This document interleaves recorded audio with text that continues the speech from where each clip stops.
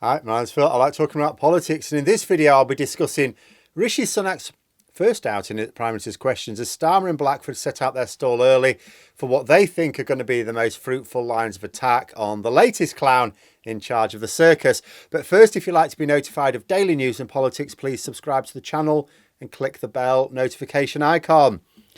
So I'm going to talk in general terms here rather than blow-by-blow account, because we've been here before, haven't we? The first PMQs of a Prime Minister who was only appointed the day before. They haven't actually done anything yet. So the opposition can only really probe intentions because the past record is of limited value. I said the same thing of Liz Truss's first PMQs. It wasn't actually bad. It's tricky to be very dramatic when they haven't implemented any actual policies. Mind you, for Liz Truss's second PMQs, she'd announced a big one and her government had already basically exploded.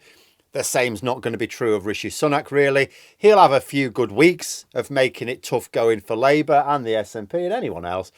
I mean, all Starmer, for example, could do was attack Sunak's record as Chancellor, although he did have the bonus prize of Braverman's appointment as well. But for voters, there'll always be that doubt as to, well, what was really Rishi Sunak and what as the Chancellor and what was Boris Johnson as the Prime Minister? As far as Labour are concerned, it doesn't matter because it was all just Tories, wasn't it? But swing voters aren't party political. They don't always see it as between Labour and the Conservatives. They see the individuals, which is why the reputation of the leader's so important, because they see it as a contest between the individuals they'd like as Prime Minister, not so much the party. And they'll absolutely be willing to give Sunak time, just as I said they would do for Truss. And unlike Truss, I expect Sunak to make that time, make use of it rather more wisely. He's already delayed his budget statement. Liz Truss couldn't wait to get hers out. Rishi Sunak's delayed it. It was supposed to be next Monday to calm the markets down, but now it's been put back to November the 17th. Now that's a good move. He's in no rush to make that budget announcement. And now that the markets have calmed down, as I say, there's no urgency either. If they'd have made that statement on Monday, then the very next PMQ, Starmer could be straight into it. Now, in terms of the commentary around today's PMQs, no surprise at all that all of the right-wing commentators said Sunak performed brilliantly, and all of the left-wing commentators said he was woeful, which was correct. Well, I'm a left-wing commentator, so I've got my own views anyway, but in reality, it was just workmanlike. Starmer probed key vulnerabilities for Sunak. Sunak tried to ape Johnson with the same tired tactics. He tried to change the subject. He tried to promise things will be better in the future. He tried to tie Starmer to Corbyn. Now, I keep talking about this one. It's not the win Tories seem to think it is, because they think, Corbyn was deeply unpopular with a lot of these swing voters. Yes, he was. Yes, he was, absolutely. But bringing him back up repeatedly is only reminding those same people that Corbyn's well out of the picture now. All it does is remind them that one of the main reasons they refused to back Labour in 2019 no longer exists. But by and large, Sunak will be enjoying a honeymoon period now. His MPs cheered him along, and it actually felt a lot more natural, a lot more genuine than it was with Truss. You know, they have to do it with all leaders. Of course they do. It's part of the game. But Sunak was their pick. They wanted him, and until he fouls things up, they will mostly be happy with him. And until he announces firm policies, he can't actually annoy anyone, either in his party or amongst the voting population. Although he did annoy some in his party later on, I think. But I'll get that at the end. And then that'll work in Sunak's favour. As long as his cabinet sort of behave with a bit of decorum, which given his cabinet is not a given, it'll allow the public to see the government functioning largely without fuss, largely without scandal, and the polls will just close up. And because the budget statement is now 3 weeks away, he's got 3 more PMQs where Starmer can only argue about a past record and hypothetical arguments about future policy. There's every chance that the polls will close a lot. I don't think it'll narrow completely. I did think with Truss, maybe the Tories would even get a little bit of a lead before it all started going wrong again. This time, I think the gap was too large. I did expect with Truss that she would close the polls up. I didn't realise she'd be quite as insane as she was quite so early as she was. I know Dominic Cummings said she was quite mad, but I didn't consider him the most reliable character witness. But he got that one spot on. But that budget statement of Sunak still needs to be made. They've delayed it, still has to be made at some point. And when it is, we're going to find out that the difficult decisions that Sunak is talking about now means getting ordinary workers to pay, not the wealthy. Starmer talked about the money lost to non-dom status, and he linked Sunak in with that. The funding formulas that Sunak changed to move money from deprived areas to wealthy areas. The issue of windfall taxes will come back up. The billions lost to fraud that Sunak refused to chase up as Chancellor. Labour can easily make the case that there are ways of plugging the hole in the budget without hurting public services or getting workers to pay more tax. But until that budget statement is made, Sunak will remain the Prime Minister of promise. Until he actually does something, people can hope he turns out all right. Sunak is obviously going to play on that. But I'll not be biting my fingernails at the prospect whenever I see the polls narrowing, which they are going to do. Whatever happens in the polls, the budget has to come, and it will not be a popular one.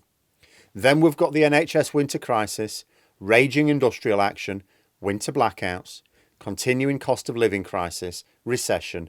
There are other factors as well that are less certain, but the Tories aren't going to dodge all the bullets. And above all, the Tories have been in power for over 12 years. No matter what problems Sunak claims he's going to deal with, it's his party that caused them because they've been in power for over 12 years and done nothing.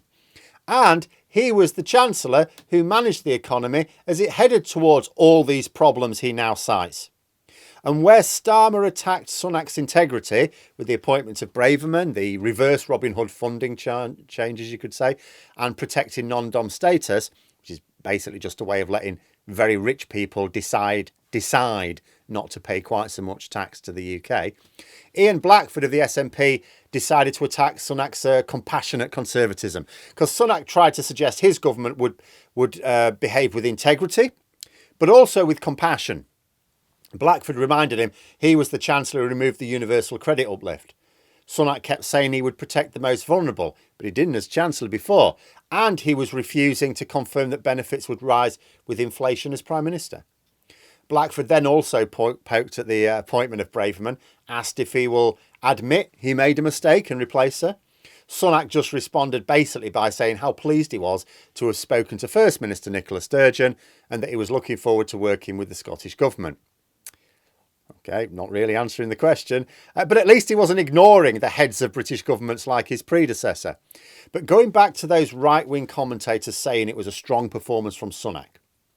Now, like I say, all very partisan right now. A neutral observer will just see right-wing commentators saying how well Sunak did, left-wing commentators saying how badly he was tripped up by the opposition leaders, and inevitably conclude that actually both sides are just biased. I have no idea.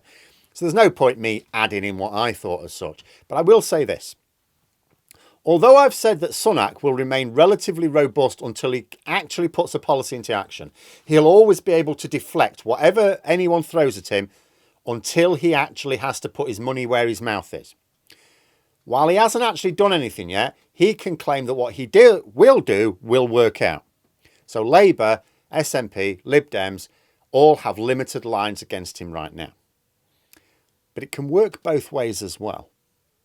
In his final question, Starmer described Sunak as being the guy who lost the leadership contest to Truss, who was herself beaten by a lettuce.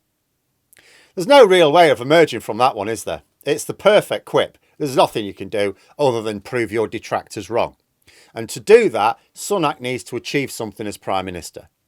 So yes, while he avoids actually putting forward his policy agenda, he can play on the fact that voters will give him the benefit of the doubt. 3 weeks before the budget gives him ages to sound good and watch the polls turn back in his favour. But until he actually does something that voters can get on board with, he will still be the guy who lost to the lady who lost to a lettuce. There is no getting away from that one, is there? And I genuinely thought it was a good line from Starmer, not just because it was a little bit amusing, but because it sort of boxes Sunak in a bit. Starmer is saying to voters, look, this is the guy that was considered worse than Truss by the Tory party. Until he proves otherwise, he is basically the runner-up to Liz Truss, and we all know how that turned out. But Sunak can't really do much when he does have to implement policies. His budget will hurt people.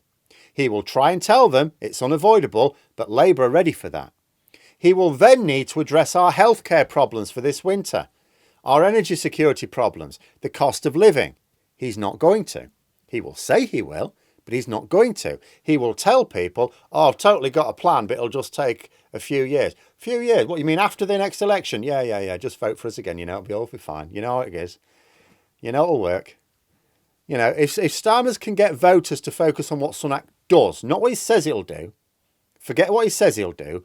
Keep pointing out the Tories have been saying what they've been going to be doing they've been talking a good game for over 12 years. It's never turned up, has it? Then whatever gains the Prime Minister makes in the next few weeks will be fleeting. And remember that the next few weeks brings with it the Privileges Committee investigation into Johnson's line in Parliament. Sunak's not just going to be able to keep watching those polls and going, let's just don't do anything stupid, and we'll be fine. Johnson's being investigated.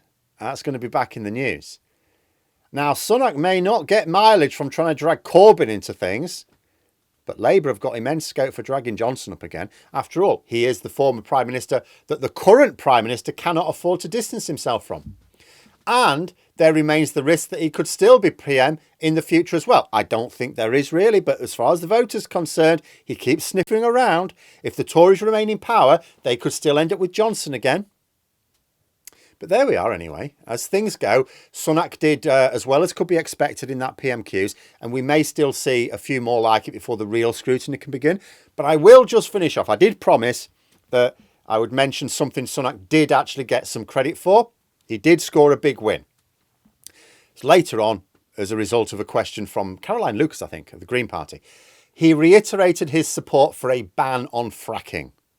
Now, that shouldn't really be a win because it was a manifesto promise. But Truss's moves towards dropping the promise basically makes this a good move for Sunak. That will also help him in the polls, even if it pisses off the climate deniers to his right. In fact, there's been a couple of little indicators that he may be tilting back towards net zero policies that Truss was moving away from. So that is a win. That'll help him. That'll help him with a certain section of the public as well. That'll help him in the polls. But anyway, those are my thoughts. Let me know yours in the comments below. Hope you found the video interesting. If you did, please click the like button. And if you'd like to support the channel further, the join button for memberships. And until next time, I'll see you later.